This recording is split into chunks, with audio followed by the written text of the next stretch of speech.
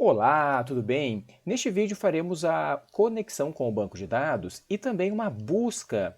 Faremos o comando select numa tabela e vamos apresentar os resultados na tela. Vamos ao vídeo então.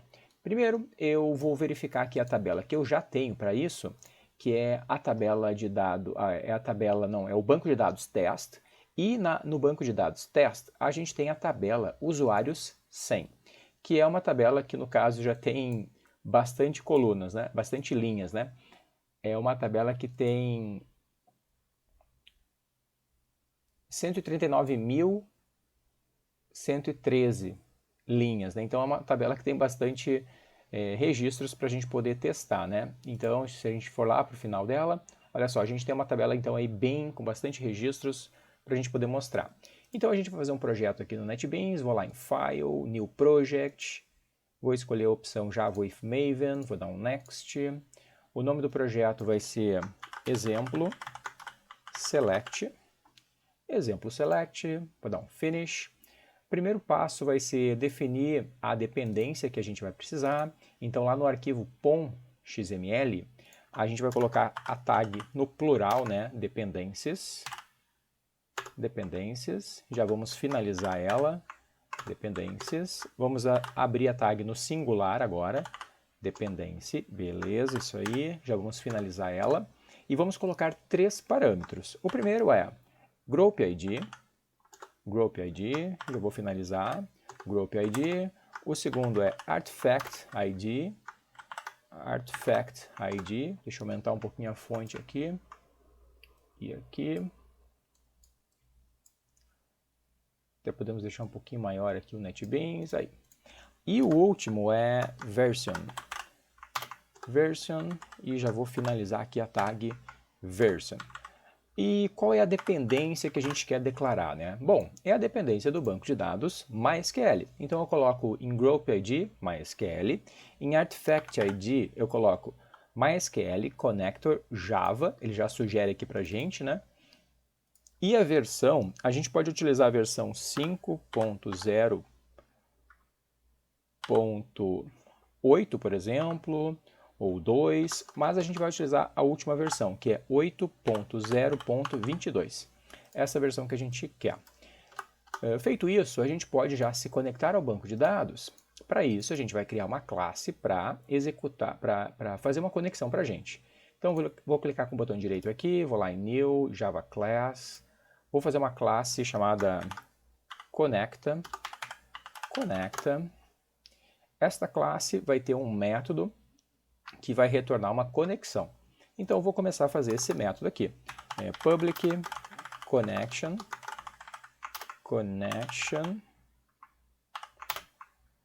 E eu quero o connection do Java SQL. Cuidado para não fazer o import errado, tá? É o primeiro import aqui que a gente vai fazer. No caso é o connection do pacote java.sql. Esse aqui, aí ele vai fazer o import para a gente ali em cima.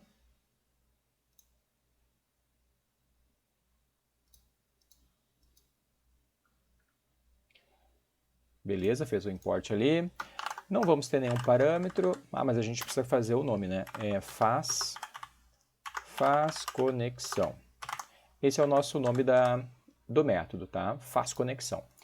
E se a gente vai entregar uma connection, a gente precisa criar uma variável desse tipo, inicializar ela com alguma coisa e retornar esta variável. Pronto. Agora o método já está com a sua estrutura mínima necessária e agora a gente vai fazer o bloco try-catch e vamos criar as nossas variáveis de parâmetros de conexão com o banco. No mínimo, a gente precisa três variáveis. Eu vou fazer a variável URL, a variável user e a variável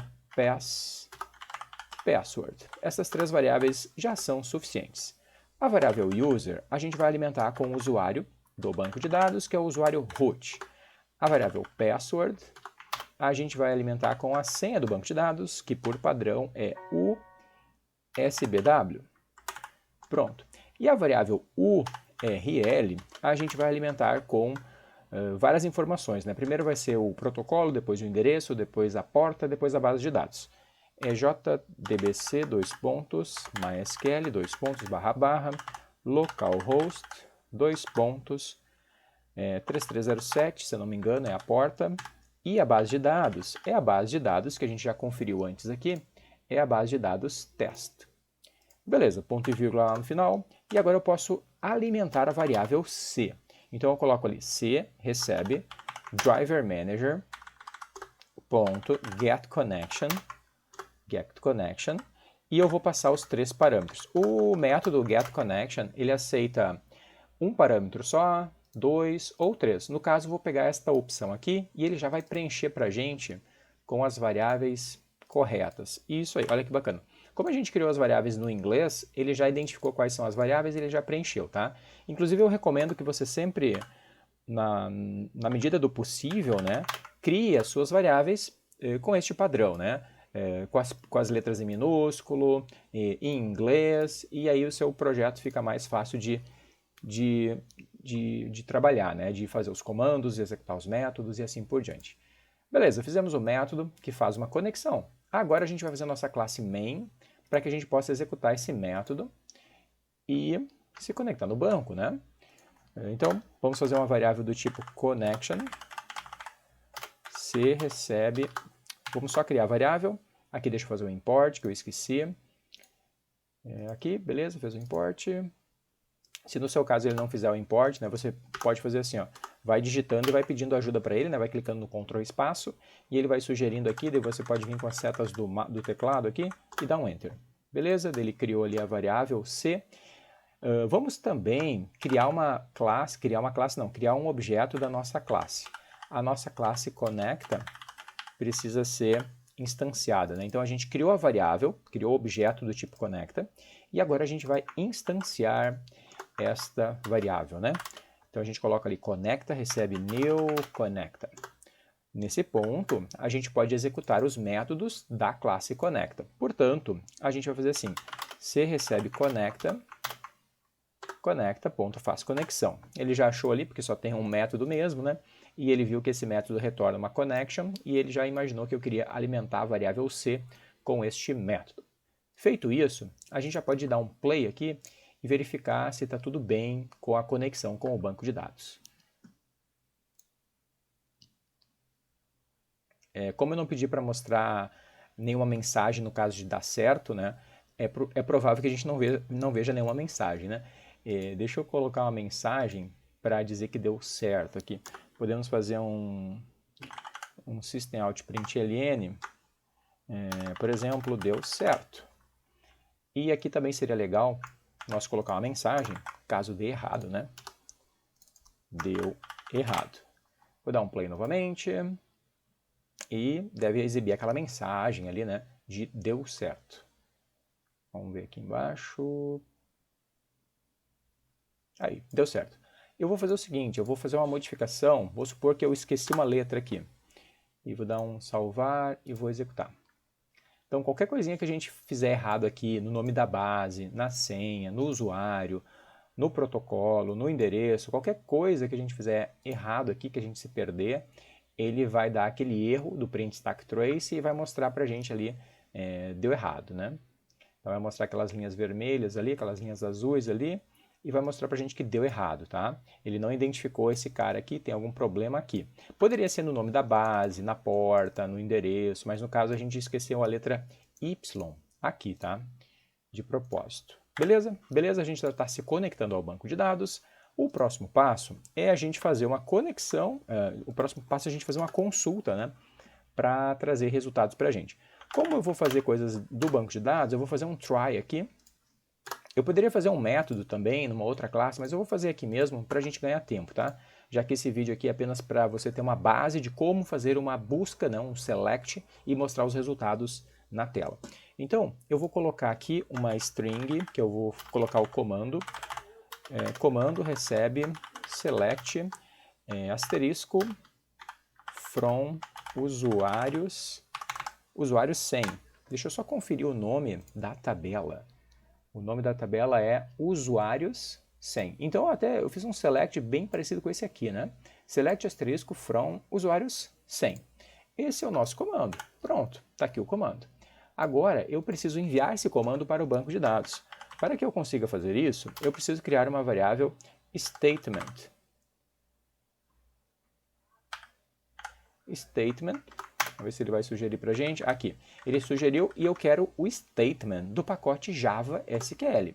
Então eu coloquei ele statement, stmt, recebe c.create statement. Eu estou agora definindo que eu vou enviar um comando para o banco de dados. Então primeiro eu preciso lá naquela conexão que eu fiz e definir que eu vou enviar uma sentença para o banco de dados. Depois eu faço essa sentença ser executada. A diferença agora é que a gente vai precisar receber o resultado destas coisas. Então a gente vai ter que criar uma variável result set. Faltou um T aqui. Result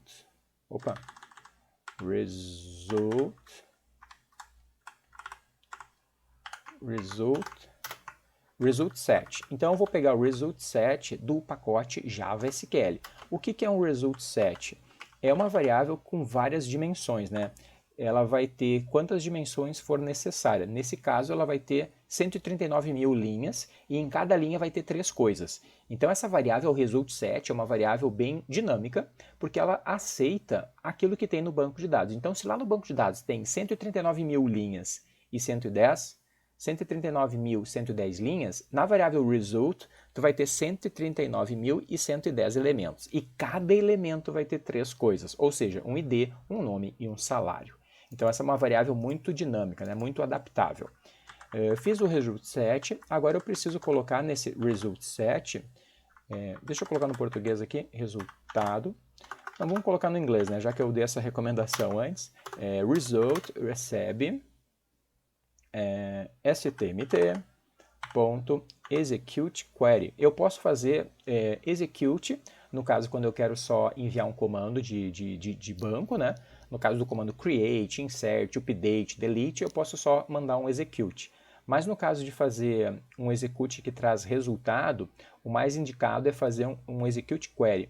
Na verdade, é somente o execute query que eu posso executar, né? De todos que tem aqui, o único que tem o result set como retorno é o execute query. Então é esse aqui que a gente vai fazer, tá? Alguns a gente tem a opção de usar um ou outro, tá? Mas as buscas têm que ser com execute query. Então vou colocar execute query e ele já identificou a variável ali do comando e colocou a variável ali pra gente. Tá pronto já, basta agora a gente percorrer estes resultados. Para isso a gente coloca assim, ó, while.resultNext. Isso significa enquanto tiver resultados na minha variável result, enquanto tiver como eu me movimentar, né, nesta variável, que tem um array de 1.139 e 110 linhas, eu vou ficar passando por ela. E cada vez que eu passar pela variável result, eu vou fazer um systemout.println e vou colocar result.getString. Eu vou pegar o string e o string que eu quero pegar, na verdade, ID não é um string, né? Então eu vou fazer padrão que nem está no banco. Eu tenho o ID, o nome e o salário. Então eu vou escrever os nomes das colunas do banco, tá? Só que esse aqui é um inteiro, esse aqui é um string e esse aqui é um float, tá? Deixa eu só confirmar isso. É um inteiro, é um string e é um decimal, tá? Pode ser um double, pode ser um decimal, tanto faz. Então eu vou pegar aqui um getInt para pegar bem certinho, que eu vi que o ID é um inteiro, beleza. Depois do ID, até vou colocar um rótulo aqui, né, para ficar bacana. ID, aqui nome e aqui embaixo salário. Salário com acento, né? Salário. Olha aí que bacana. Eu vou pegar um getString agora e vai ser o nome e aqui vai ser o salário e o salário vai ser getFloat. Pode ser getFloat, poderia ser getBigDecimal, poderia ser getDouble, mas eu vou pegar um getFloat que é mais padrão, tá? getFloat, salário. Deixa eu dar um salvar aqui e vou dar um play. Se tudo der certo, ele já vai lá agora no banco, vai se conectar, fazer um select e mostrar os resultados para a gente. No caso, o resultado vai ter bastante coisa, pode ser que ele demore um pouquinho para jogar na tela todas essas coisas. E de fato, olha só, estou contente aqui, já funcionou de primeira. Eu vou fazer agora uma limitação para não mostrar tudo, tá? Uma coisa muito comum é a gente limitar o nosso result set, né, para não acontecer o que aconteceu. Limite, por exemplo, 0,30. Então, eu vou mostrar apenas os 30 primeiros.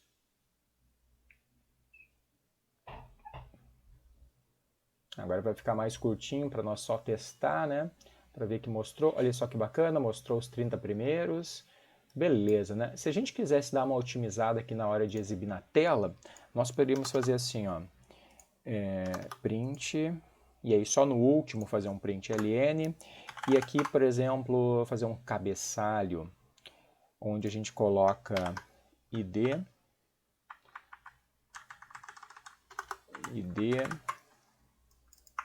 eu vou tirar de dentro aqui, né? Não precisa fazer isso aqui várias vezes.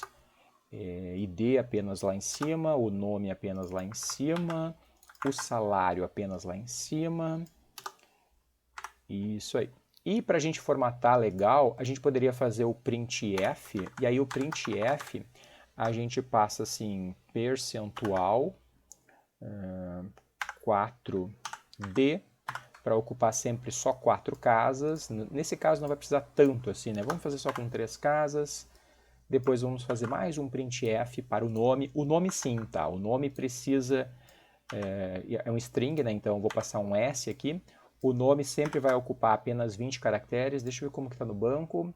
São 30, beleza. Então vamos colocar 30 para o nome. E agora mais um printf aqui. Printf...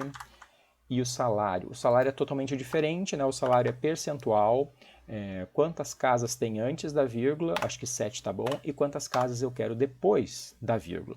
7,2, salário, e aqui faltou a letra F, né? Agora sim. E depois disso, eu posso quebrar a linha. Então aqui de fato eu faço um println.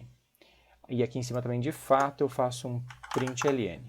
Beleza, agora vai ficar um cabeçalho ali em cima e depois abaixo vão ficar apenas os dados, né, completos, um a cada linha. Acredito que fica uma apresentação da informação mais organizada. Aqui ficou meio fora de espaço aqui, né? Deixa eu aumentar o espaço aqui para o ID. Opa. Aqui o ID. O ID eu reservei 3, vamos reservar...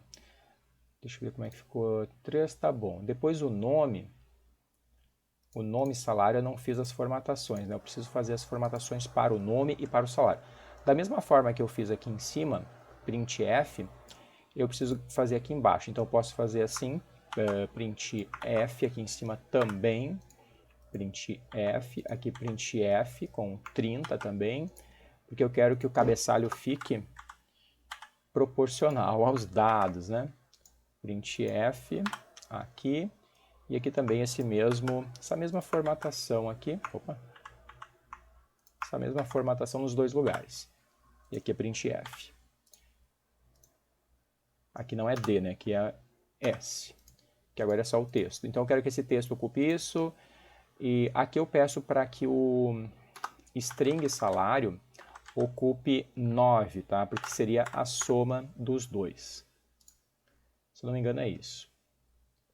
Eu poderia colocar também algumas barra, alguns hífens ali para fazer tipo uma tabela mesmo, né? Olha só que bacana, então o ID, desculpa aqui o ID, o nome e o salário. O salário, deixa eu ver aqui, é mais do que a soma, né? Eu vou pedir 12, porque tem a vírgula também, né? Então aqui 7,2... Acho que já ficou mais separado. Eu só não queria que ficasse junto ali aquelas duas informações. Vou ver agora como é que ficou. Aí, o nome, tá aqui o salário, tá aqui. Parece que ele não me respeitou aqui esse tamanho aqui no salário. O ID ficou legal, o ID tá perfeito aqui, o nome tá aqui, tá certo. Só o salário parece que ele não...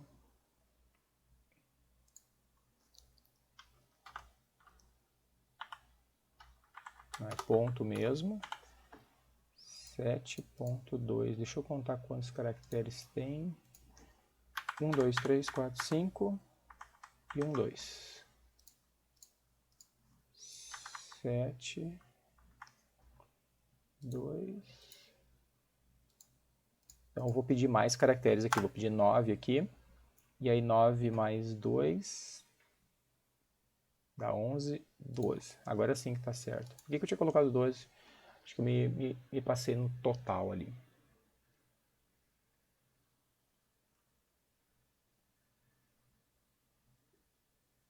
Aí, né? Agora sim. Só eu queria ele mais aqui. Que ele está ocupando.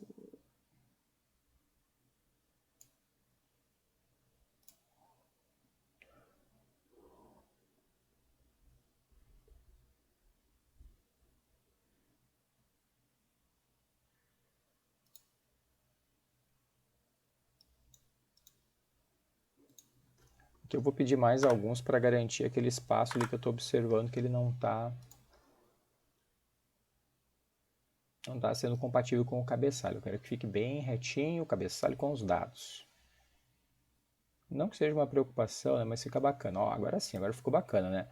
O nome do pessoal, salário, legal, né? Então, a gente fez aqui uma consulta dos dados no banco de dados e a gente também poderia fazer algum filtro, se quisesse mostrar, por exemplo, só aqueles que têm salário numa faixa, né, no intervalo. A gente poderia colocar aqui um where, né? Por exemplo, where salário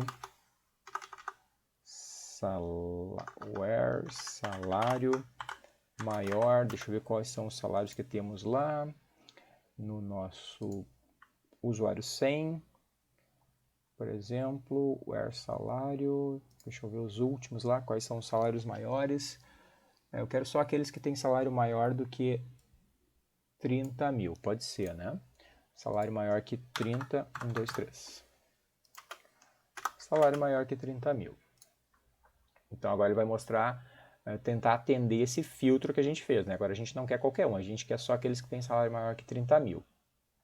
Olha que bacana. Então agora percebam que o filtro funcionou aqui, né? Se a gente quisesse ainda ordenar eles por salário, nós poderíamos fazer isso também. Podemos colocar aqui o order by salário. Order by salário. E por padrão ele é crescente, tá? E eu vou pedir decrescente, então. Order by salário desk. Deixa eu dar uma minimizada aqui. É legal você fazer as suas consultas assim, ó. Cada vez que fizer alguma modificação, ó, é legal fazer isso aqui, ó, tá?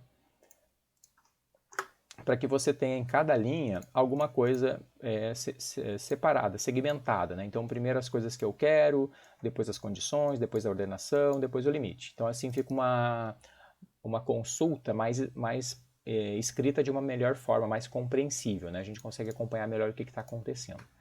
Então agora ele vai mostrar só aqueles que ganham mais de 30 mil e vai ordenar pelo valor do salário, né? Então vai ficar um salário decrescente porque a gente passou ali o desk.